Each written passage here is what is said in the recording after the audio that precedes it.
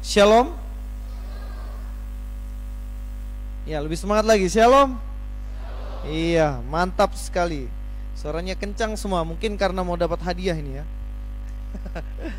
Oke, teman-teman yang terkasih, hari ini tema kita adalah hadiah terindah. Yang namanya hadiah itu memang selalu dinantikan ya, benar ya? Di sini semua orang pasti nunggu-nunggu yang namanya hadiah. Paling kalau mau dekat-dekat Natal, dekat-dekat ulang tahun, dekat-dekat mau hari spesial, mungkin tanggal jadian yang masih bujang-bujang juga, yang belum punya pacar mungkin lagi nunggu-nunggu. Pasti semuanya lagi seneng tuh, nunggu yang namanya hadiah. Benar ya? Suatu hari seorang istri minta hadiah sama suaminya. Jadi dia bilang, "Papa, ini mau Natal ini. Hadiahnya apa, Papa?" Wah, dia senang sekali. Ada di sini bapak-bapak yang pernah dimintain sama istrinya? Oh, belum pada nikah ya di sini ya? Aduh, makanya ya cepat-cepat doa, Tuhan tolong beri jodoh. Pokoknya tahun depan terakhir gitu. Nggak bisa ya?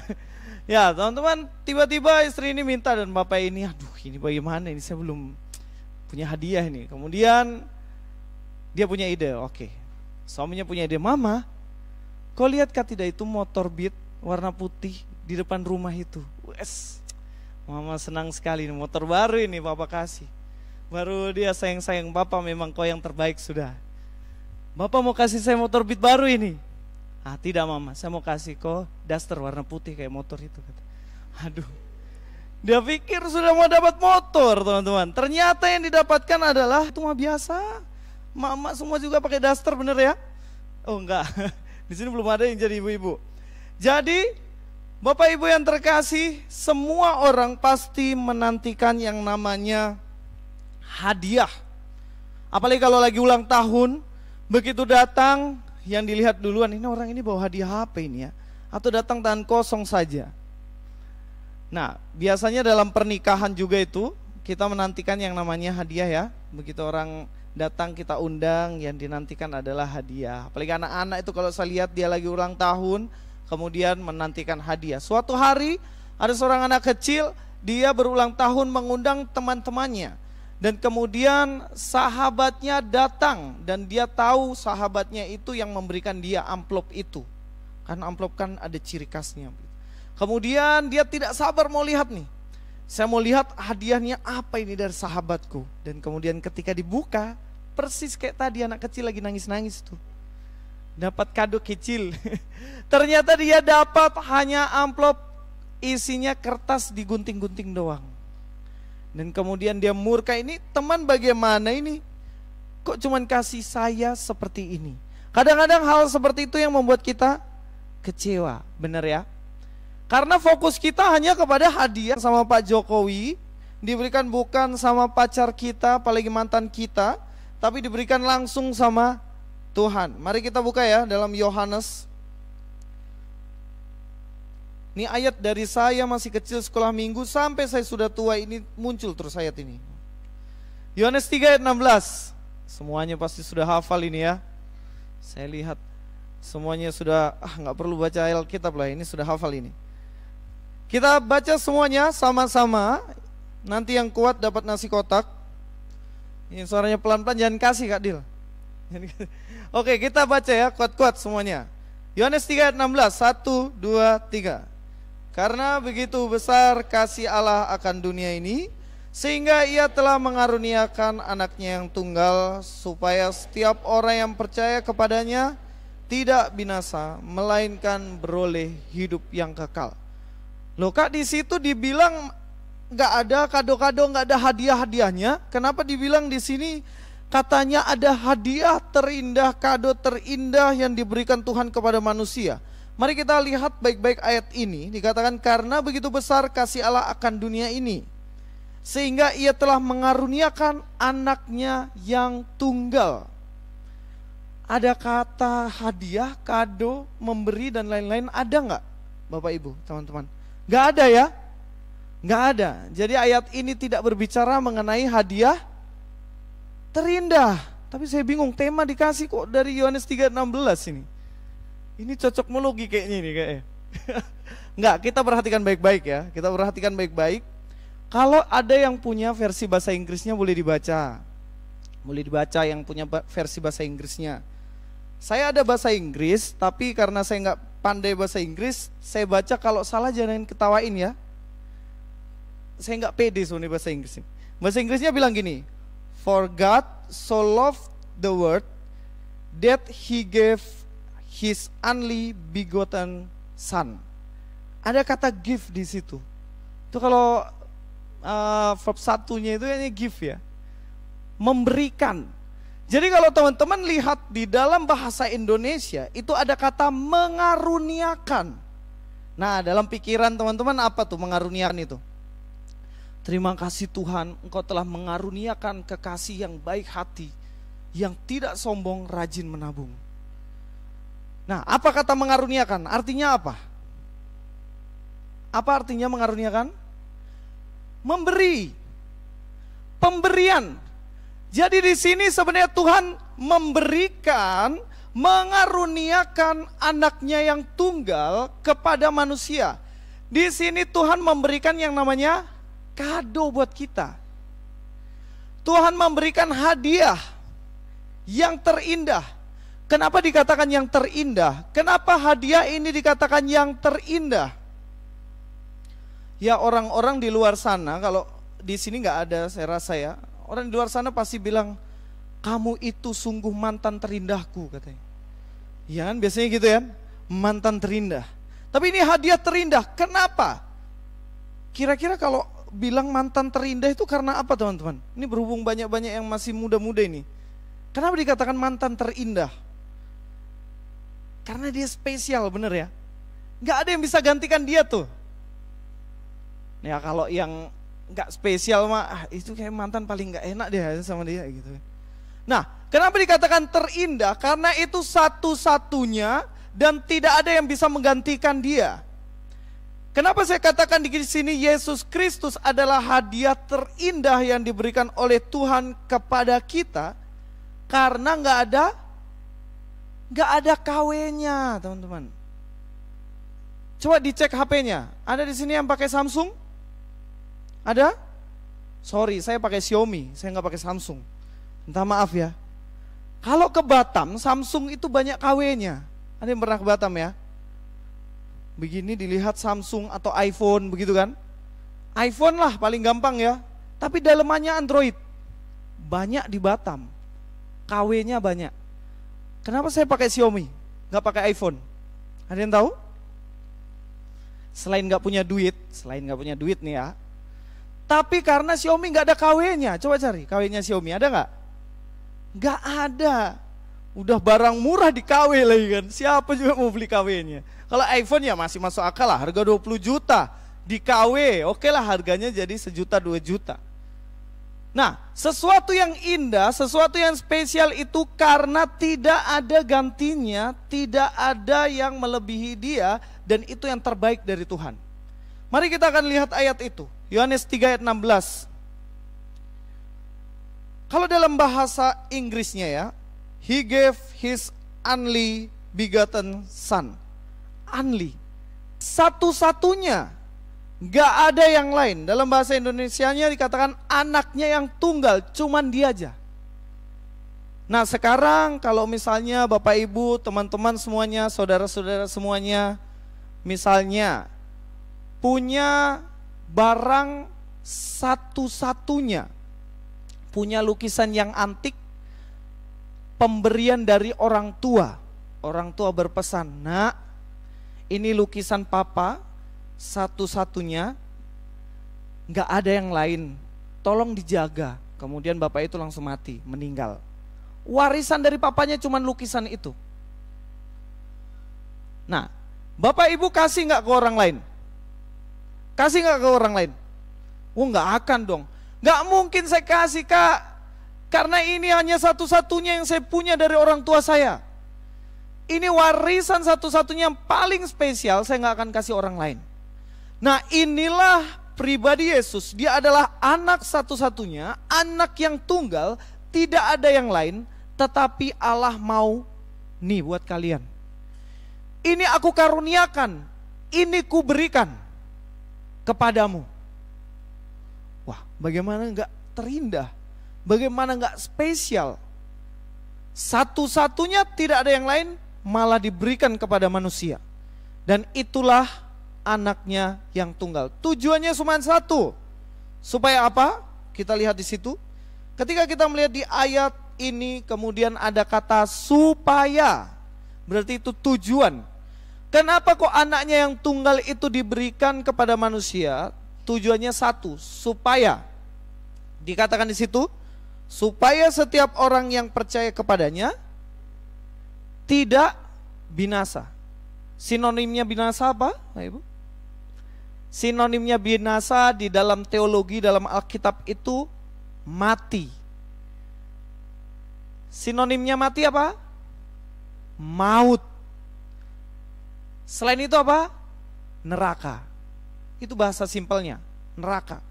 Jadi barang siapa yang percaya kepada Yesus tidak akan binasa, tidak akan dapat neraka, tetapi dikatakan melainkan beroleh hidup yang abadi. Sederhananya surga. Jadi kalau dalam Alkitab ketemu kata hidup kekal, oh ini surga ini. Mati kekal, ini neraka ini. Gitu.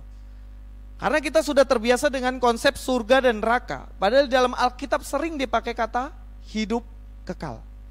Jadi sederhananya setiap orang diberikan Yesus, diberikan hadiah terindah ini, supaya kita ini manusia berdosa tidak binasa, tidak beroleh neraka, melainkan beroleh hidup yang kekal. Sekarang pertanyaannya begini, tahu dari mana Kak? Kalau sebenarnya Yesus itulah hadiahnya, jangan-jangan yang lain. Kan ada satu lagu kan, lagunya bilang gini, banyak nabi-nabi, banyak rasul-rasul. Banyak gak nabi? Banyak ya? Banyak gak rasul? Banyak ya. Tuh tahu dari mana kalau itu Yesus? Jangan-jangan kita yang kegeeran. Oke, kita masuk ke dalam sejarah.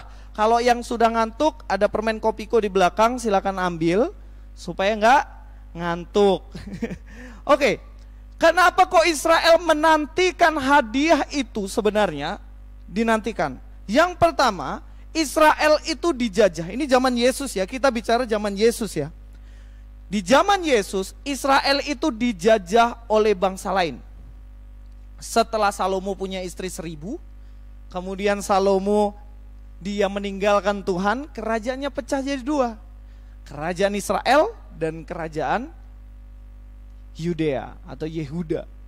Nah, 2 kerajaan ini kemudian hancur karena dijajah. Pertama dijajah oleh Persia, kemudian kedua dijajah oleh Yunani. Itulah kenapa Alkitab kita bahasa Yunani pakai di Perjanjian Baru, karena dijajah sama Yunani. Dan kemudian setelah dijajah oleh Yunani, dijajah oleh Romawi. Dalam masa penjajahan itu Bapak Ibu, pasti mereka mengalami penderitaan. Dulu Indonesia ini sebelum 1945 dijajah ya, dijajah sama Belanda. Walaupun sekarang dukung-dukung Belanda terus ya orang di sini ya.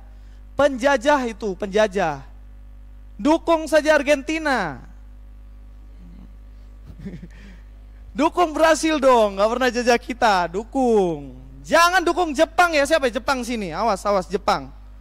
Penjajah, gak usah didukung. Gak, ada fansnya nanti saya gak pulang ini. Nah, dijajah itu pasti menderita. Kata mbah saya, mbah itu kakek, dia mengalami sesuatu yang sangat menderita ketika dulu dijajah sama Jepang. Nah, kalau kita lihat di sini, mereka dijajah itu lama banget. Dari 27 sebelum Masehi sampai 476 Masehi, itu Romawi saja, belum Yunani, belum Persia. Ketika Anda dijajah, apa yang Anda harapkan ketika Anda dijajah dan menderita? Pasti dalam pikiran, tolong Tuhan berikan seorang penyelamat. Tolong Tuhan kasihlah kado kepada saya seorang Mesias yang kau sudah janjikan lama itu.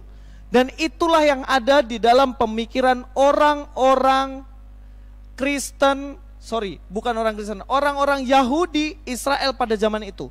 Mereka menantikan kapan Mesias datang, Tuhan sudah berjanji kok nggak sampai-sampai nggak datang-datang. Gitu. Yang kedua, pada zaman itu ada masa kekosongan, Tuhan nggak berbicara sama sekali. Sekitar 400 tahun Tuhan tidak memberikan firman-Nya. Jadi mereka dalam kondisi kekosongan, gabut, Tuhan nggak pernah ngomong. Ini sebenarnya Tuhan lagi ngambek atau apa, gitu kan? Biasa kan kalau kita lihat-lihat HP kok Ayang Beb nggak chatting gitu kan? Pasti kan kesal sekali kan? Telepon ratusan kali nggak diangkat-angkat. Aduh, jangan-jangan ini antar siapa ini ke pasar ini? Gitu. Kita menantikan suara itu. Nah, persoalannya pada waktu itu Tuhan nggak bicara, mereka dijajah. Jadi mereka sedang menantikan pribadi yang dijanjikan oleh Tuhan itu. Hadiah ini dinantikan. Tuhan siapa sebenarnya? Kado yang Tuhan mau berikan kepada saya, pada bangsa Israel. Nah, kira-kira siapa? Ma Ibu? Siapa? Yesus. Sudah ketemu jawabannya, pulang sudah ya. Sudah ketemu jawabannya ini, aduh, kesimpulan langsung. Tapi apakah teman-teman bisa membuktikan itu Yesus? Jangan-jangan bukan Yesus. Jangan-jangan nabi toko sebelah. Ayo, yang mana ini? Coba dicek dulu toko sebelah, ada nggak? Film jadinya. Jangan-jangan yang lain. Jangan-jangan bukan Yesus ini. Tetapi kita akan melihat hari ini siapa sebenarnya hadiah terindah yang sudah dijanjikan. Nanti kalau waktunya kelamaan langsung kasih tahu saja ya. Nanti cepet-cepet habisin ini firman Tuhan ini. Nanti kalau kelamaan ngantuk semuanya, aduh hidup saya nggak diundang lagi nanti sini. Oke, mari kita lihat Kejadian 3 ayat 15. Kita harus mundur jauh ke sana untuk kita melihat siapa pribadi yang dijanjikan, hadiah yang dijanjikan ini. Jangan sampai kita selama ini berpikir itu Yesus, ternyata nabi yang lain. Jangan kita pikir selama ini Yesus, ternyata ini adalah orang lain. Kita nanti dapat zong. Kita lihat Kejadian 3 ayat 15. Ya, kita baca di situ ya. Aku akan mengadakan permusuhan antara engkau dan perempuan ini, antara keturunanmu dan keturunannya.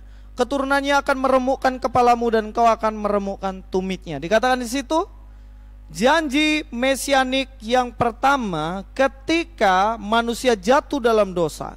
Tuhan ingin menyelamatkan manusia dan dijanjikan satu pribadi. Pribadi ini siapa? Dikatakan di situ. Dari keturunan siapa, Bapak Ibu? Dari keturunan siapa? Kejadian 3 ayat 15. Dari keturunan Hawa dan Adam. Coba garis bawahi di situ kata keturunanmu. Kadonya ini ternyata bukan beat baru. Kado yang terindah ini ternyata bukan nasi kotak. Tapi ternyata kado terindah di sini dibilang apa di situ? Aku akan memberikan kepadamu keturunan. Garis bawahi kata keturunan di situ. Nah, ketika Tuhan menjanjikan nanti suatu saat keturunanmu itu yang akan meremukkan maut, meremukkan kepala ular itu, tunggu itu. Dan itulah yang dinantikan orang Israel ketika dijajah. Mana ini keturunan Hawa kok nggak datang-datang untuk selamatkan kami. Dan kemudian kata ini diulang lagi, dijanjikan oleh Tuhan kembali kepada Abraham. Kita lihat Kejadian 12 ayat 3. Tapi sebelumnya di sini ada yang sudah selesai baca kitab Kejadian? Boleh angkat tangan yang sudah selesai kitab Kejadian? Oh, satu orang, puji Tuhan. Oh, ada 2, 3, 4. Nanti pulang dari sini baca Kejadian ya. Jangan nonton Argentina besok pagi. Jangan nonton Belanda malam nanti. Baca Kejadian sampai selesai. Baru nonton. Amin. Wih, betul ini janji nih. Udah amin ini. Tuhan, kau tahu Tuhan. Oke, kita lihat ya Kejadian pasal 12 ayat 3.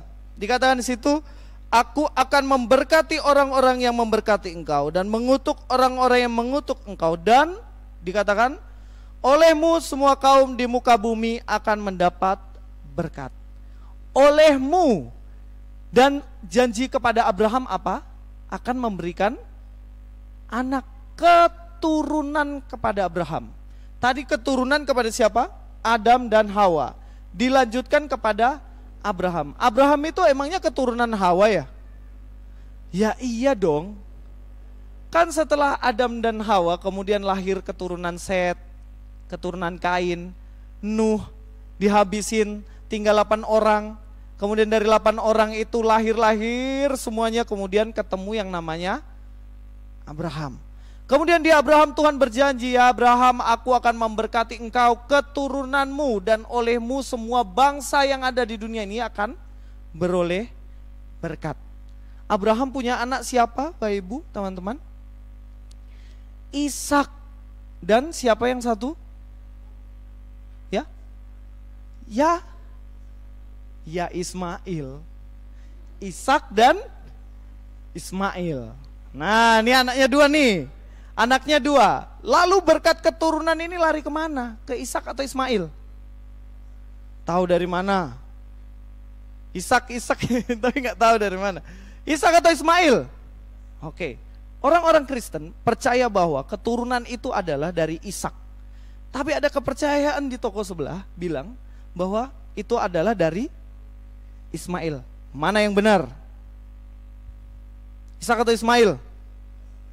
Ishak. Oke, kita lihat ya ayatnya ya. Dalam Kejadian 17 ayat 18 sampai 19 dibuka di situ. Saya akan membacakannya, perhatikan baik-baik di situ. Masih berapa menit ya waktuku ya Kak Dila ya? 2 menit. Aduh, cepat banget. Oke, lanjut aja, belum ada. Jadi masih bisa sampai besok pagi. Oke, Kejadian pasal yang ke-17 ayat 18 sampai 19. Perhatikan baik-baik situ.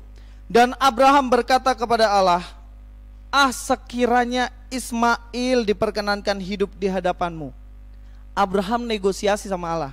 Allah tolonglah Ismail inilah yang supaya dia yang dapat berkat keturunan yang dijanjikan kemarin itu. Kemudian ayat 19 apa jawab Tuhan?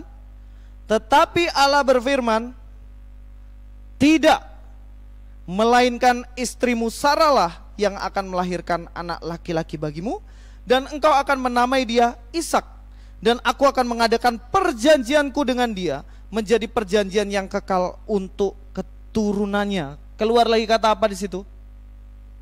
Kata apa lagi yang diulang? Keturunannya. Jadi hadiah ini sebenarnya hadiah kalau dibuka itu tulisannya keturunanmu begitu. Nah, tadi saya tunggu-tunggu itu kado itu yang besar dibuka, kemudian ada tulisan di situ keturunanmu gitu. Tadi nggak muncul. Nah, teman-teman, Bapak Ibu semuanya, apakah Ismail dan atau Ishak? Siapa? Ishak. Ismail ditolak.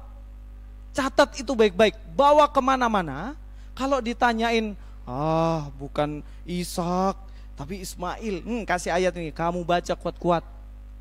Tuhan sudah tolak, tidak. Bukan keturunan dari Ismail, tetapi keturunan dari Ishak. Lanjut lagi. Di dalam Kejadian pasal 25 ayat 5 ayat 6, 5 sampai 6. Kejadian 25 ayat 5 sampai 6. Abraham punya istri ada 2 ya, ada 3 sebenarnya. Yang pertama yaitu Sarah, kedua Hagar, ketiga Ketura. Lalu apakah dari keturunan Ketura? Tidak. Mari kita akan lihat ya. Di dalam Kejadian 25 ayat 5 sampai 6. Abraham memberikan segala harta miliknya kepada Ishak, tetapi kepada anak-anaknya yang diperoleh dari gundik-gundiknya, ia memberikan pemberian, kemudian ia menyuruh mereka masih pada waktu ia hidup meninggalkan Ishak anaknya dan pergi ke sebelah timur, ke tanah timur. Sudah diusir semua Bapak Ibu. Ismail diusir, Ketura diusir, tinggal 1 keturunan, yaitu Ishak. Nah, kado terindah ini akan berasal dari Ishak. Kalau kita lihat dalam Kejadian 28 ayat 13 sampai 14, di ayat 14 kita lihat lagi ya. Kejadian 28 ayat 13 sampai 14. Dikatakan di situ, berdirilah Tuhan di sampingnya dan berfirman, akulah Tuhan Allah Abraham nenekmu dan Allah Ishak. Tanah tempat engkau berbaring ini akan kuberikan kepadamu dan apa? keturunanmu, ayat 14, keturunanmu akan menjadi seperti debu tanah banyaknya. Ini pembicaraan Allah dengan Yakub. Kembali lagi muncul di situ satu kata, yaitu apa? Keturunanmu. Tuhan ingin memberikan kado spesial itu melalui keturunan Abraham, melalui keturunan Ishak. Ada 13, satu cewek. Ada yang tahu? Ada banyak ya, ada suku Lewi. Nah, suku Lewi itu ada yang di sana di belakang itu, kakak senior itu. Kakak Joni Lewi namanya. Jangan-jangan itu orang Yahudi. Nah, suku apa lagi? Ruben. Ada suku Yehuda.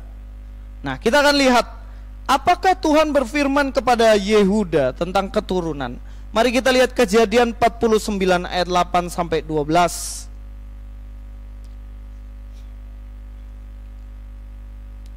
Kejadian 49 ayat 8 sampai 12.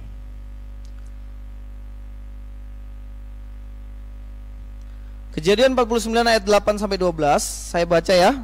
Yehuda, engkau akan dipuji oleh saudara-saudaramu, tanganmu akan menekan tengkuk musuhmu, kepadamu akan sujud anak-anak ayahmu.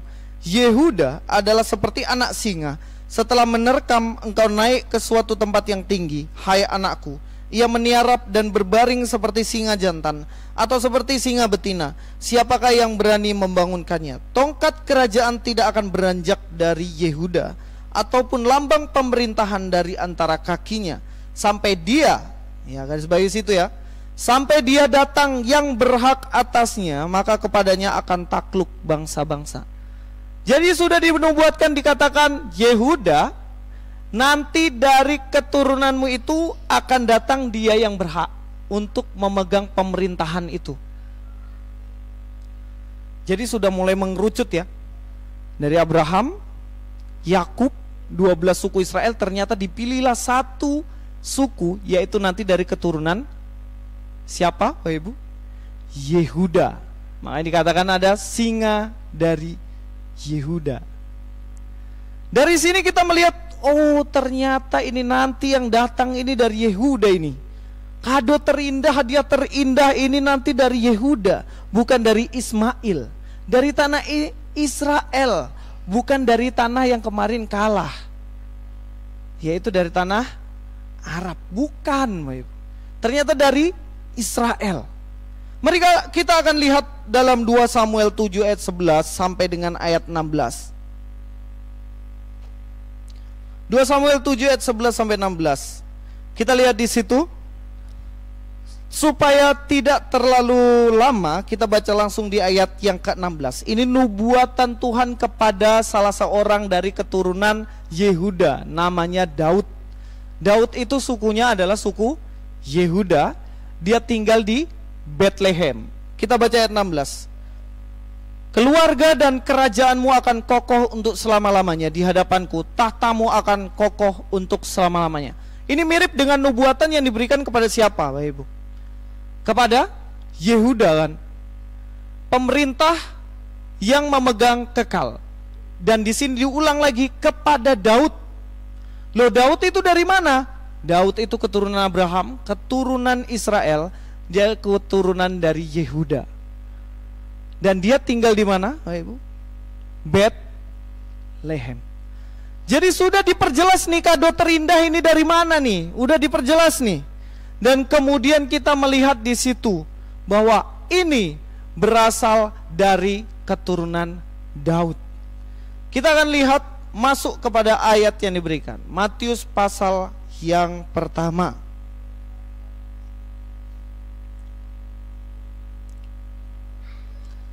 Matius pasal yang pertama di dalam ayat yang ke-21. Kalau berbicara mengenai keturunan, itu pasti anak ya. Itu namanya keturunan. Kalau ketemu kawan lama itu tanya aja, bos sudah berapa keturunanmu? Gitu kan. Gak mungkin kita tanya, bos sudah berapa kenaikanmu? Katanya. Gak ada. Yang naik itu harga sembako, Ibu ya. Yang turun itu cuman Apa yang turun? Bensin naik, sembako naik, cuman satu yang turun, air mata saja. Dan keturunan ini berbicara mengenai anak. Kita lihat ya 21, Matius 1 ayat 21. Dikatakan di situ, ia akan melahirkan anak laki-laki dan engkau akan menamakan ia Yesus, karena dialah yang akan menyelamatkan umatnya dari dosa mereka. Sederhana, kado terindah, hadiah terindah ini siapa? Yesus. Kenapa Yesus? Kenapa bukan nabi-nabi yang lain? Kenapa bukan Elia? Kenapa bukan Yohanes Pembaptis? Kenapa bukan Rasul Andreas? Kenapa bukan Rasul Paulus? Kenapa Yesus? Jawabannya sederhana, karena Yesus dia keturunan Yehuda, dia keturunan Abraham, dia keturunan dari Daud. Makanya kenapa Yesus selalu dibilang apa? Hai Yesus anak Daud, hai engkau Yesus anak Daud, tolong sembuhkan aku. Pasti Bapak Ibu kalau lihat dalam perjanjian baru banyak dibilang seperti itu, benar ya? Itu untuk menekankan bahwa Yesus inilah penggenapan yang jelas seperti tadi yang sudah dijanjikan oleh Tuhan. Ada yang suka baca silsilah di sini? Ada orang Batak di sini? Ada orang Batak? Nggak ada ya? Ada. Ada, Ibu orang Batak. Ibu boru apa Ibu? Marpaung. Nomor berapa Ibu? Nah, kalau soal silsilah ini harus tanya orang Batak. Kalau tanya saya salah. Saya orang Jawa, nggak tahu ini marga saya apa. Prasetyo tapi nggak ada hubungannya sama Vicky gitu loh. Iya kan? Tapi sorry saya tidak mau sama-sama dengan Vicky. Istri cukup satu, jangan banyak-banyak ya. Nah, silsilah Yesus. Kenapa di kitab Matius dimulai dengan silsilah? Mari kita lihat ya, Matius 1 ayat 1. Kenapa dimulai dari silsilah? Orang Yahudi akan nangkap, oh ternyata ini Yesus yang sudah dijanjikan dalam perjanjian lama. Semua perjanjian lama itu berbicara mengenai ini pribadi yang mau datang ini. Kemudian di Matius 1 ayat 1 dikatakan, inilah silsilah Yesus Kristus, anak siapa? Anak Daud. Anak siapa? Anak Abraham. Jadi memang betul hadiah terindah ini adalah Yesus Kristus, bukan nabi yang lain, bukan keturunan Ismail, Bapak Ibu. Jangan mau ditipu-tipu. Dan kita adalah orang Kristen yang percaya kepada Yesus, yang mana Yesus itulah kado terindah untuk kita, yang mana dikatakan dalam Matius 1 ayat 21, ia melahirkan anak laki-laki dan kau akan menamakan dia Yesus, karena dialah yang menyelamatkan kita dari dosa kita. Tidak ada yang lain.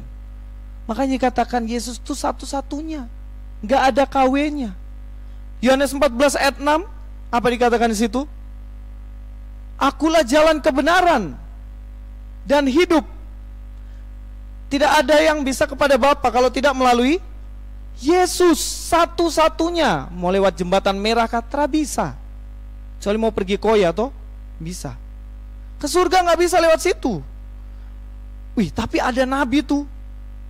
Ada nabi tuh yang bukan dari Israel tuh, yang dari luar Israel. Dia tokoh yang sangat hebat. Apakah bisa melalui dia? Oh tidak, Bapak. Dibilang apa? Satu-satunya kan? Only begotten son, satu-satunya anaknya yang tunggal.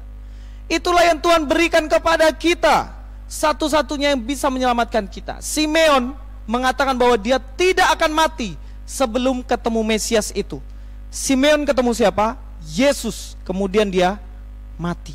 Hana, dia mengatakan bahwa anak inilah yang akan datang membawa pembebasan bagi Israel. Dia ketemu kepada Mesias itu. Semua orang yang hidup di zaman Yesus mengatakan bahwa dialah hadiah terindah yang diberikan Tuhan untuk menebus dosa kita. Jadi sebenarnya Kak, Alkitab ini tentang apa sebenarnya? Saya ini ikut PA sama kakak-kakak pembina kelompok PA ini. Macam saya terang mengerti nih, Alkitab ini sebenarnya bicara apa? Saya cari sapu jodoh ini dari mana, tidak ketemu di situ. Bapak Ibu teman-teman semuanya, Yesus datang itu bukan mau pergi cari kasih kita jodoh. Capek-capek dari surga datang kasih kita jodoh untuk apa? Cari sendiri jodoh toh? Gampang. Tapi Yesus datang ke dunia ini untuk selamatkan kita dari dosa kita. Salah satu buku sekolah minggu yang kami pakai di gereja itu judulnya Show Me Jesus. Ada yang pakai di sini? Show Me Jesus itu ingin menunjukkan kepada kita dalam kisah Yusuf ada Yesus, ada dalam kisah Daniel ada Yesus, di dalam kisah Paulus pun ada Yesus. Jadi semuanya itu tentang kado terindah yang diberikan kepada kita, yaitu Yesus. Jadi jangan pernah gadekan Yesus hanya hal-hal receh. Beberapa hari yang lalu saya kaget sekali karena istri saya cerita, saya punya keluarga tiba-tiba sudah tinggalkan Tuhan Yesus. Dia sudah tidak Kristen lagi. Saya pikir, wih, kenapa bisa seperti itu? Iya mas, karena calon suaminya polisi. Calon suaminya polisi, jadi dia tinggalkan Yesus gara-gara mau nikah sama polisi. Sereceh itukah Yesus gitu loh. Yesus datang dinubuatkan ribuan tahun untuk memberikan ini kado terindah untuk kita, menyelamatkan kita dari dosa kita yang kita tidak bisa dapat dari perbuatan baik kita, tapi tong jual hanya gara-gara jodoh. Hati-hati, hati-hati untuk hal ini gitu. Jangan gara-gara pekerjaan kemudian kita tinggalkan Yesus juga. Kita sudah dapat hadiah yang terindah itu. Simpan baik-baik, jaga baik-baik sampai tong kembali kepada Tuhan. Amin. Amin. Amin. Mudah-mudahan firman Tuhan ini memberi kekuatan bagi kita ya. Kita ingat, kita tahu hadiah terindah bukan yang lain. Bukan motor Beat, bukan mobil, bukan baju, bukan nabi-nabi dari mana-mana, tetapi hanya satu saja, tidak ada yang lain, yaitu Yesus Kristus, keturunan Hawa, keturunan Abraham, keturunan Daud. Dialah sang penyelamat dan penebus dosa kita. Mari kita jaga iman kita sampai akhir hidup kita, dan biarlah Natal kali ini menjadi momentum untuk kita yang selama ini mungkin kita ragu, kakak saya sudah mau tinggalkan Yesus, saya ragu sekali. Benarkah Yesus ini Tuhan? Yang sudah mulai menyerah, kakak, katanya ikut Yesus kaya, katanya ikut Yesus sehat, tidak sakit-sakitan, tapi kenapa saya ini sakit-sakit asam urat gak sembuh-sembuh kakak? Yesus tidak sekedar mau urus barang itu, tapi yang lebih daripada itu, yaitu keselamatan yang kita terima. Walaupun kita sakit-sakitan, walaupun kita tidak kaya-kaya, tetapi kita tetap setia mengikut Yesus. Itulah iman sejati. Itu iman sejati. Iman sejati adalah ketika kita walaupun, bukan iman jikalau. Ini berbeda ya. Saya akan setia ikut Yesus jika Yesus berikan saya kekayaan. Saya akan tetap setia ikut Yesus kalau Yesus kasih saya kesehatan dan kasih saya jodoh. Itu jelas iman yang keliru. Tetapi iman yang benar adalah saya tetap ikut Yesus walaupun saya sakit-sakitan. Saya tetap ikut Yesus walaupun dompet saya nggak tebel. Saya tetap ikut Yesus walaupun kuliah saya nggak selesai-selesai. Saya akan tetap ikut Yesus walaupun cari kerja sulit. Itulah iman yang harus kita pegang di hari Natal ini sampai akhir hidup kita. Hidup kita akan berat, Bapak Ibu. Katanya tahun depan akan resesi. Tetapi ingat, itu hanya tantangan, ujian yang membuat kita semakin naik tingkat. Kita tetap setia ikut Yesus. Amin. Argentina menang. Amin.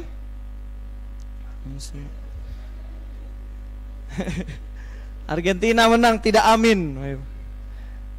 Yang kita amini adalah juru selamat kita hanya satu, yaitu Yesus. Nabi boleh banyak, agama boleh banyak, gereja boleh banyak, kepercayaan boleh banyak, tetapi juru selamat cuma satu, yaitu Yesus Kristus. Mari kita berdoa untuk firman Tuhan ini.